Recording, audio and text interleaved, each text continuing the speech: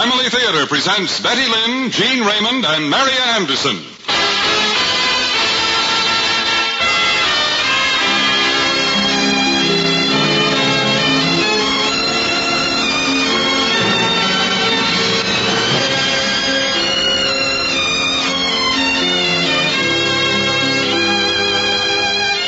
From Hollywood, the Mutual Network, in cooperation with Family Theater, presents Gene Raymond and Mary Anderson in The Prisoner of Zenda. To introduce the drama, your hostess, Betty Lynn.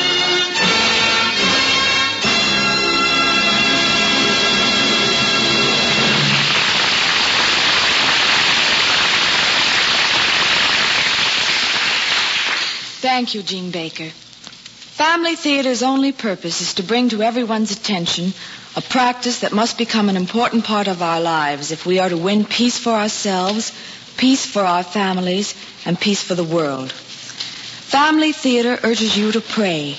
Pray together as a family.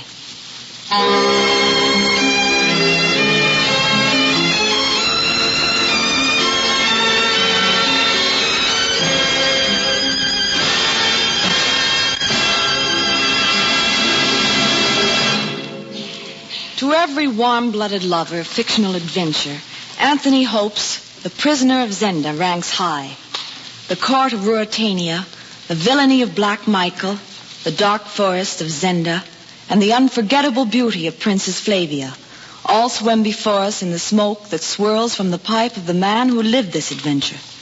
But let Gene Raymond tell you of The Prisoner of Zenda.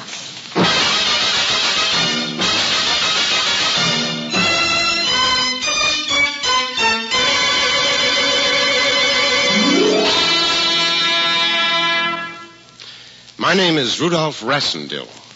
My position in life is an enviable one. I'm a gentleman of leisure, and my social position is comfortable. I enjoy all the honors due the brother of Lord Burlesdon, head of the British Foreign Office. Many times he has offered me a post as ambassador to this or that European court. But though my brother will never know why, the idea of being ambassador does not dazzle me. For I have been a king.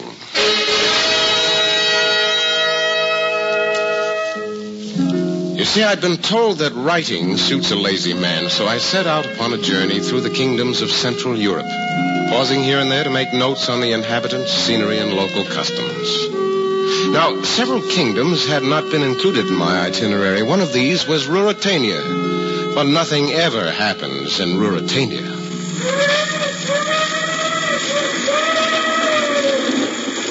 However, rather than wait for my train, which had been delayed in Parva to the north, I took the first available passage. It was, of course, the Golden Arrow, express to Ruritania. I was idly viewing the countryside when the door to my compartment slid open and a richly dressed woman entered. Oh, no, conductor. I'd hoped for a compartment to myself. Forgive me. What is it, madam? No, you could not be the...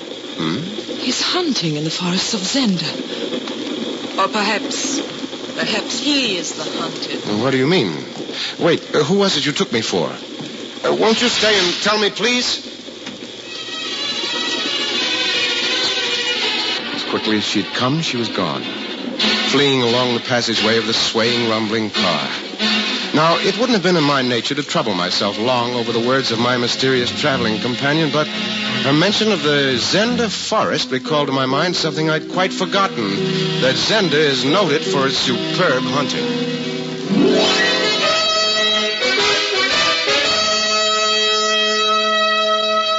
And so it was, I soon found myself propped against the trunk of a fallen tree.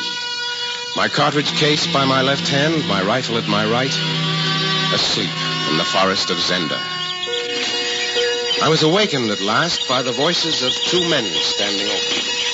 You see, Colonel, I'm quite right about it. Yes. Why, it's an amazing likeness. Shave him and he would be the king. she's awake, I'm sure of it. Yes, gentlemen, I'm awake. But who is it I resemble? May I ask your name, sir? Rudolph Rassendyll, traveler from England. This is Colonel Sapt, and I am called Fritz von Tarlenheim. How do you do? We are in the service of the King of Ruritania. Tell me, Mr. Rassendyll, do you propose visiting our capital? If you'll allow me to say so, I seriously question the wisdom of Pray it. tell me, Colonel, of what crime a man is guilty simply because he bears the features of the king? Well, Your Majesty, it Why, strikes me far that... from being an offense, this offers a pleasant diversion. Tonight, this stranger and I will drink to our extraordinary resemblance to one another. I'm compelled to remind Your Majesty we dine sparingly tonight. That is the Colonel's tactful way of reminding me that I must not imbibe too freely before my coronation tomorrow. Well, you have my word, Colonel Sapt. A sober, somber king will receive the crown in Strelsau tomorrow. But Your Majesty... Even you, Colonel, must admit a man does not meet his flesh and blood image every day. And tonight, we celebrate the event at my hunting lodge.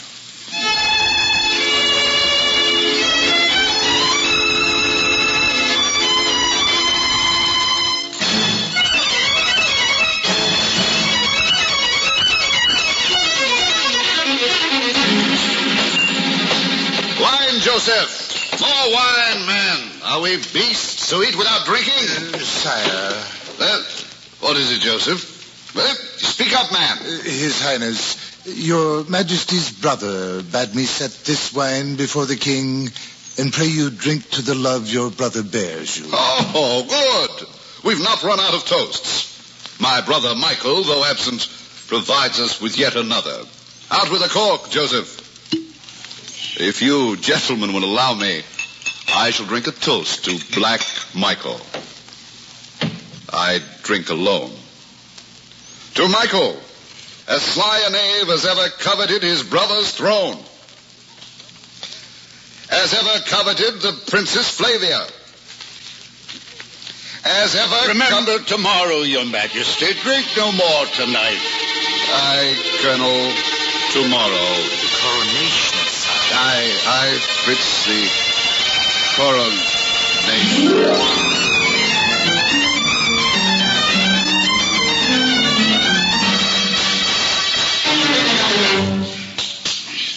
Rassendyll, wake up, man. Help us. We cannot revive the king.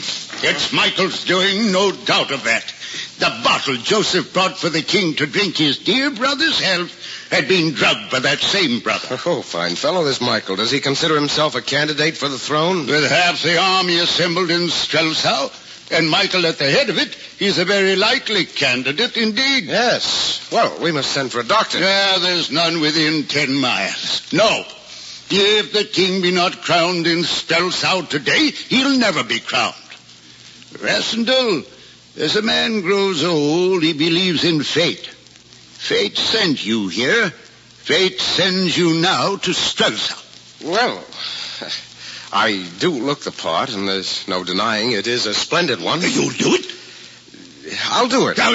We've not much time. Fritz, see that the king is locked in the cellar in one of the wine rooms at once. Of course, Colonel. Here. Rassendyll, here's the king's ring. Place it on your finger.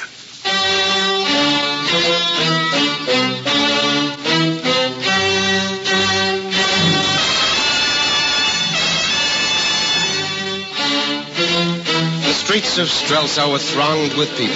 The balconies filled with gaily dressed ladies, and a torrent of roses fell upon the man who rode to the cathedral to be crowned King of Ruritania. Stately organ music filled the vaulted arches as I walked up the great nave of the cathedral. And all seemed as in a dream. But through the seeming unreality, two faces stood out clearly. The black hair and scowling countenance of one told me I was in the presence of Black Michael. He betrayed an unspoken question in his dark, treacherous eyes as he knelt to swear undying loyalty to I, Michael, Duke of Strelsau, do pledge to serve and protect with all loyalty and zeal the person of my liege lord, revered brother, crowned king of Ruritania. I further swear to render The danger smoldering in Michael's voice was soon lost to my ears, but for now, All my senses were under the spell of that other face. A fair and fragile face, a face perhaps divine. The face of Princess Flavia, who, in her turn, came to kneel before me. I, Flavia Alexandra, of the house of Ethelberg, do pledge all duty and homage unto my liege lord, revered cousin, Crown King Ruritania. I further swear to serve my liege with loyalty and zeal, to render unto him all cold duties. and solemn words, dignified, perfunctory words. Then the crown was placed upon my head, and I, Rudolph Rassendyll, was king of Ruritania.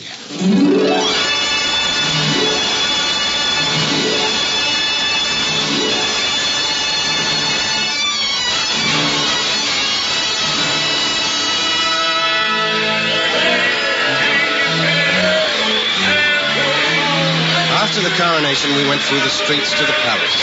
At my left, in the state coach, rode the king's betrothed, the Princess Flavia. Sire, did you notice Michael today? Yes, he wasn't enjoying himself, was he? He covets the crown and wants something else that as yet does not belong to me, but which someday I hope to win. And now I'm sure of it.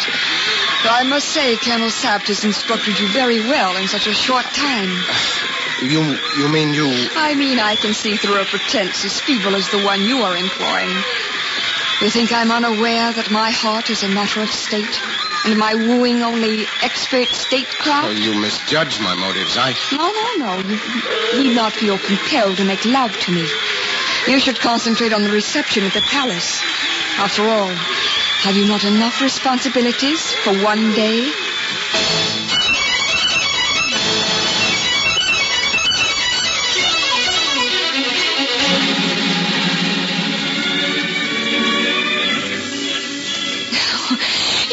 You must take me back inside. This ball is in your honor, sire. Now, first you must catch your breath. I've never danced the mazurka so fast. You've never danced it with me. No, I don't think I ever have. Flavia. Oh. My dearest, Don't speak. I think I know. I knew it first at the coronation. You knew? Yes, and my heart responded. I was proud and happy for the first time. Oh, Flavia, dearest.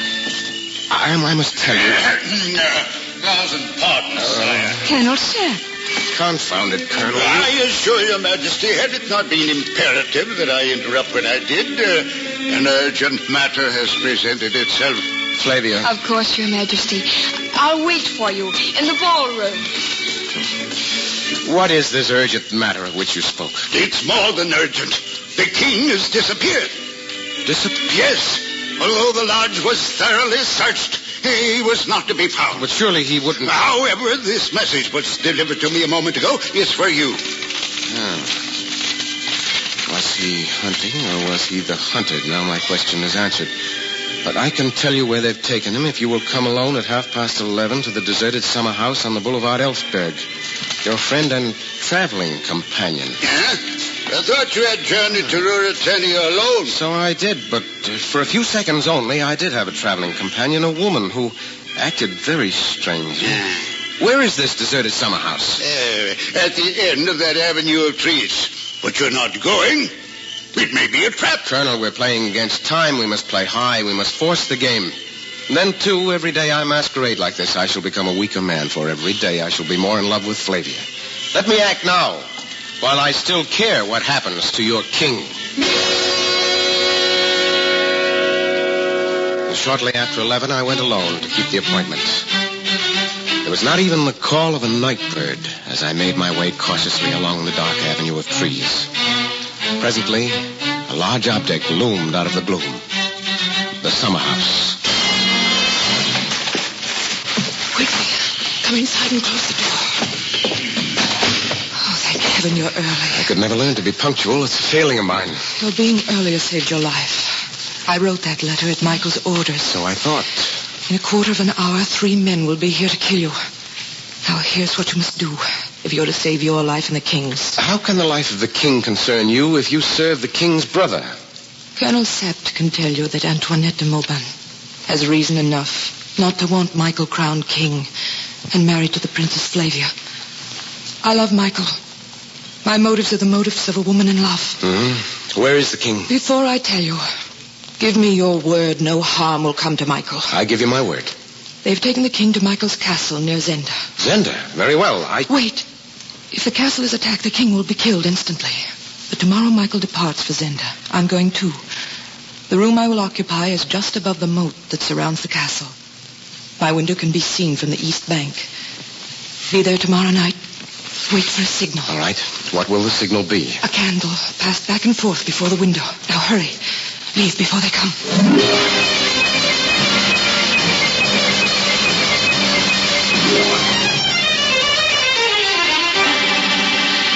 Next morning, Colonel Sapt announced to the court that the king and a small party would leave on a hunting excursion. I regret that we cannot amuse your majesty here.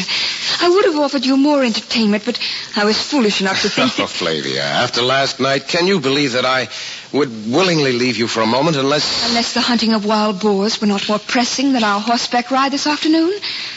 This is what, like you used to be. Not like the man that I've come to love. Oh, Flavia, dearest, do you really think I'm leaving you to go hunting? No, Flavia.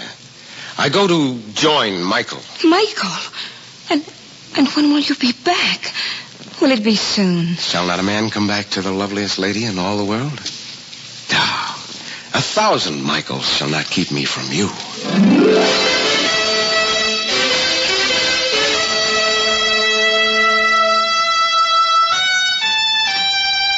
Our hunting party made its way to the forest of Zenda. At nightfall, Michael's castle loomed like a phantom across the black, stagnant waters of the moat. The night was cold, the wind piercing. There it is. The signal. Ready, Rassendyll? I'm ready. We'll lower the rope, Fritz. Yes, Colonel. We'll wait for you here in this fog. I'll not be long. Gently, I lowered myself into the water. With slow, silent strokes, I began to swim toward the walls of the castle, and toward the window at which the pale, ghastly light moved to and fro. Reaching from the water, my fingers clutched at the ragged edges of stone for a handhold. Slowly, stone by stone, I inched up the cold wall of the castle. Finally, I reached the casement of the window. Come, let me help you. Thank you. These moats are oddly enough damp. The king, what of him? He's very ill. Blind despair has made him pitiful to see. But more than that, his life is in grave danger. What does Michael intend doing with him? Unless he signs the abdication papers Michael has brought, he has not long to live. Where are they keeping him? In a dungeon, down a flight of stairs at the end of the cross hall. And how do they guard him? 2 men are with him at all times. 2 others rest in a room just above. Yeah, there's very little advantage on our side, not even hope. I've found one in the castle whom we can trust. Good. His name is Paul. He's served me before. Is his swordsmanship to be relied on? Paul is only a servant in the castle. And cannot use a sword. Now, wait a minute. He can still be worth his hire if tomorrow night, at a given time, he releases the rope holding the drawbridge. But an instant alarm will be given. Yes, but if I were near the dungeon at that time, I could perhaps gain access and keep them from killing the king till our hunting party had stormed the castle. I know it's a desperate plan, but we must plan desperately. In all this, Michael must not be harmed. I've given you my word he won't be. Of course, it means exile for him. Oh, can you not see that that is what I want? I can be with him. I can care for him. You will swim the moat again tomorrow night? Yes, sometime between 1 and 2. Good. If the king still lives, I'll place this candle in the window.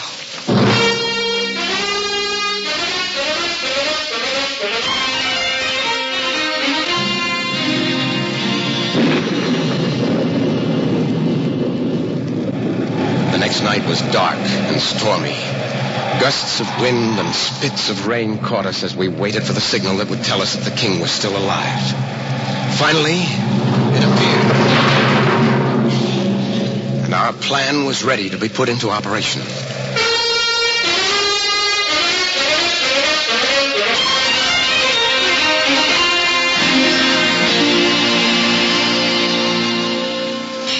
Mademoiselle de Maubin, Colonel Sapt and I have agreed upon the time of meeting as 2 o'clock. The colonel and Fritz von Thallenheim will charge with our men the moment the drawbridge is lowered. And you, meanwhile? I will endeavor to protect the king.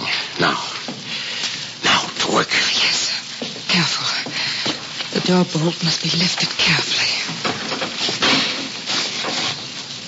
Michael's room is just across the hall.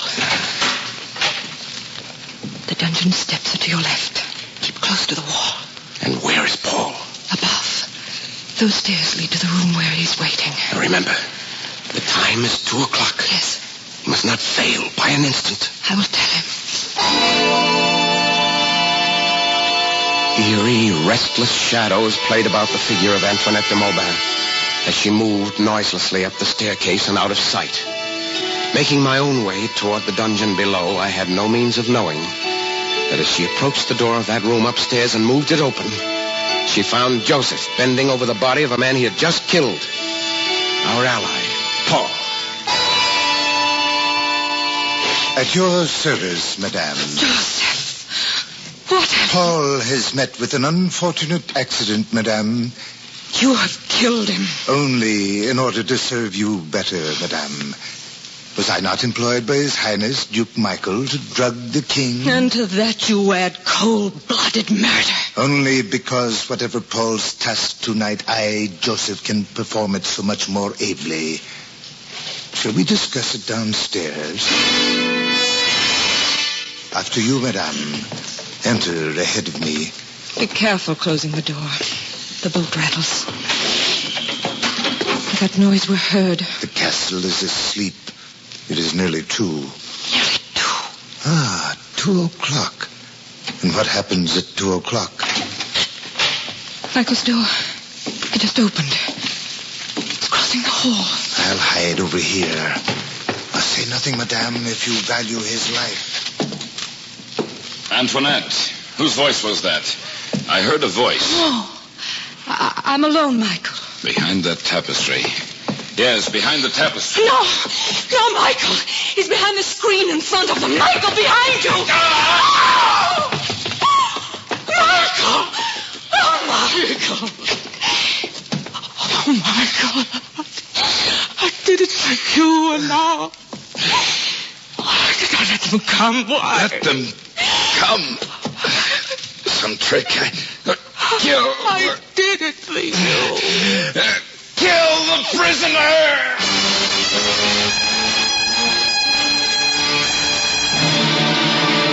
Antoinette's shriek had been heard through the castle, and at the sound of it, the door of the dungeon was thrown open. Kill prisoner! Michael's voice had reached the guard at the door. At the instant he turned to repeat the command, I sprang from the shadows, seized him by the neck, and threw him to the steps. I leapt into the dungeon, closing and bolting the door with what strength was left.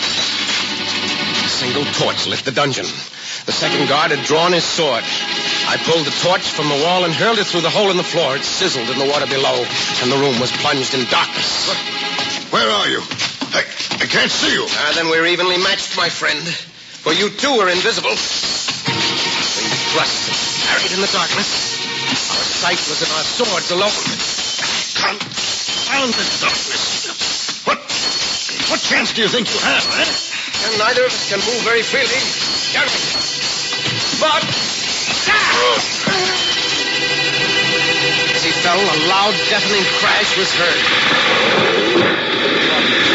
And the king was still alive.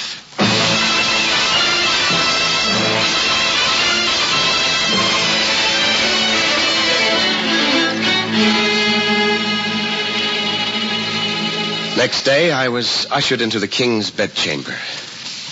My life is yours, Rassendyll. My thanks are all too meager. Your thanks are due to Antoinette de Maubin, Your Highness. It was she who cut the drawbridge ropes. Oh, and here's your ring. I've tried not to dishonor it. Dishonor it? You have ennobled it.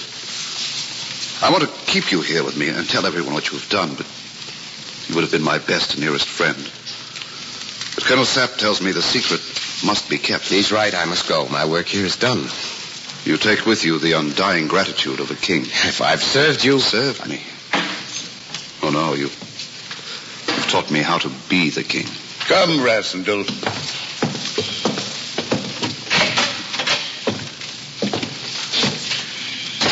To the thanks the king has given you, May I add my gratitude as well? We've run a good course between us, Colonel. Why do you stop? Are you not going with me to the courtyard? I'll wait for you here. In the music room is someone who has come to Zenda Castle to see you. Someone? Open the door.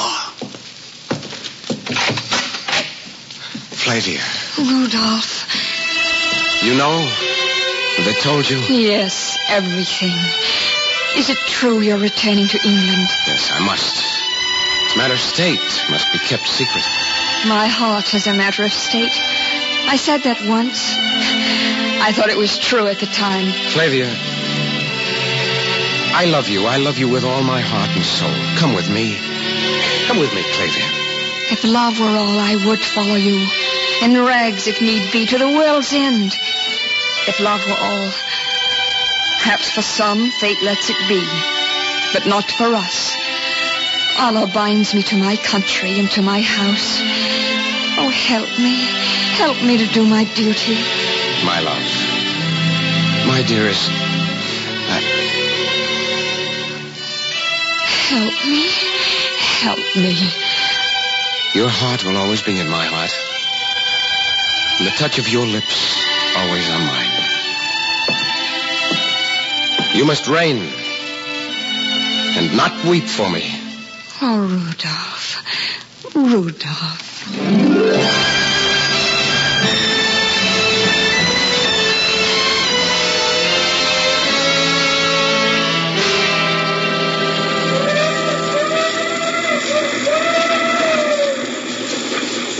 Smoke whirling past the window of my train hid the countryside from view.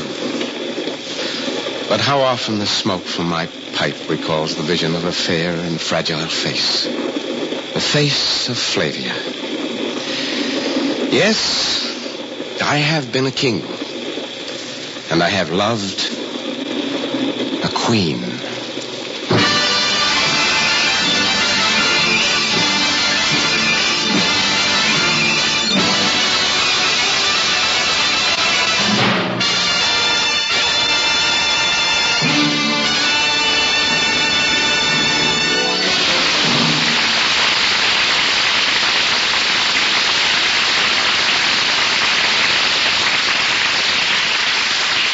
This is Betty Lynn again. You know, as I was listening to tonight's story, a new thought struck me. Many of us are tempted to say, if I can't have what I want, I don't want anything. But life isn't like that. Often we have to settle for the second best. And the strange and wonderful thing is that so many times it actually turns out to be the first best. I guess it's just that God knows better than we what is really good for us. The person who prays regularly will understand that. The family that prays together each day will realize that God is always protecting them, always binding them closer in a bond of unity and love. Yes, they will come to understand that the family that prays together stays together. More things are wrought by prayer than this world dreams of.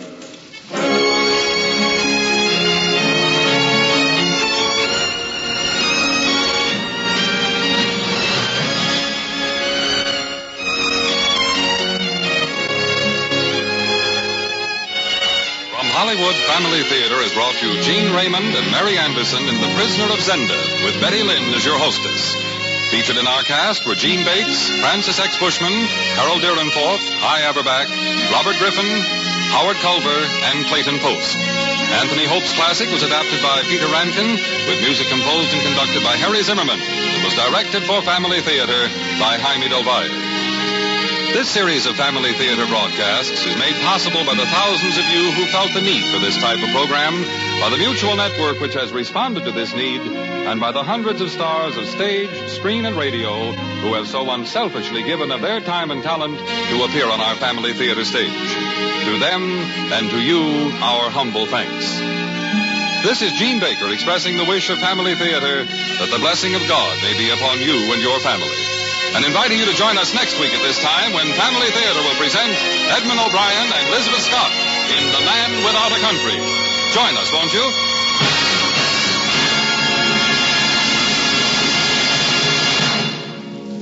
Family Theater is broadcast throughout the world and originates in the Hollywood studios of the world's largest network, the Mutual Broadcasting System.